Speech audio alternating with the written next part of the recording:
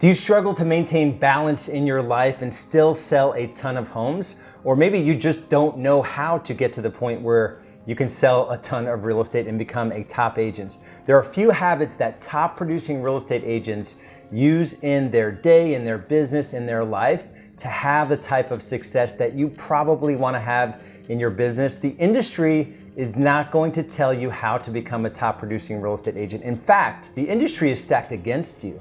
All of our local MLSs and our local realtor boards and everything that this industry stands for and succeeds upon is the fact that we have a ton of agents selling a few number of homes. And it's a recipe for disaster if you want to get into this business and really make legitimate money and have an amazing life, and a life that doesn't depend on you working every evening and weekend. So if you're at the point in your journey where you want to know more how to do this sort of thing, make sure you stick around to the end of this video. I'm going to share with you how to join me in our next challenge. If you like these videos, please subscribe to the channel, turn notifications on, and make sure you comment on these videos so we can go back and forth and rumble a little bit, maybe a challenge that you're having in your business.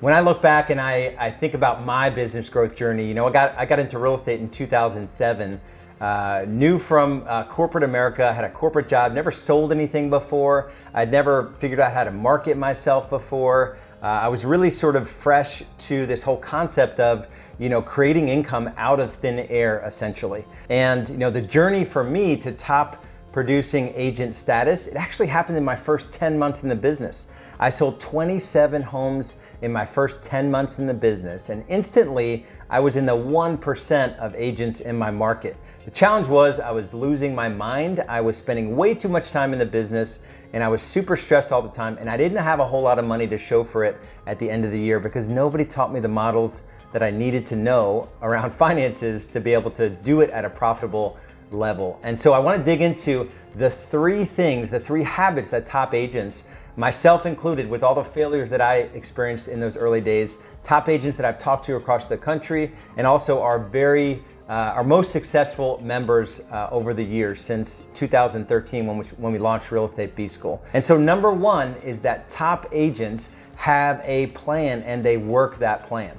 So for me, my first plan was really back in 2009, where that was the year I did 58 transactions, hadn't started a team yet, had administrative leverage, but I really was sort of just working 70, 80 hours a week, and I didn't know where I was headed. And so yet I had achieved top agent status, and my life was not worth living. It wasn't really enjoyable. And I was just all in real estate all the time. And so for me, coming up with a plan to be specific about where I wanted to be in 3 years, that's a 3-year vision, broke that down into a 1-year plan, and then got to work on that 1-year plan 90 days at a time. And we call that the 90-day world.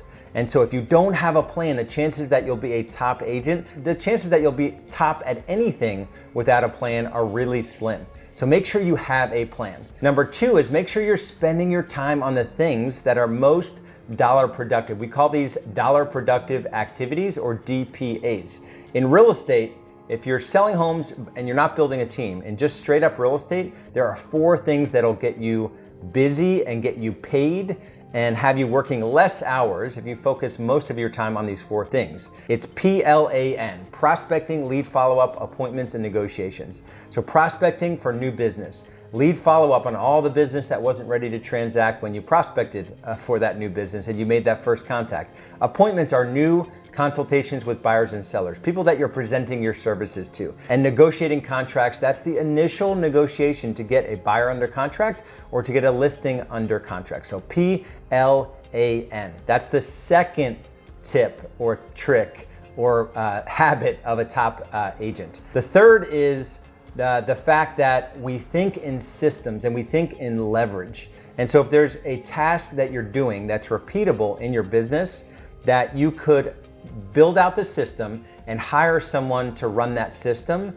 that is what I'm talking about leverage, or technology, marketing, all these little systems, all these things that we do in our real estate business that really don't pay a lot of money because they're just these repetitive tasks. This could be setting up a marketing system. This could be contract to closing and all the details that go along with that. This could be showing homes to buyers, like all these things that could be done by somebody else at a high level if you just built the system to do it.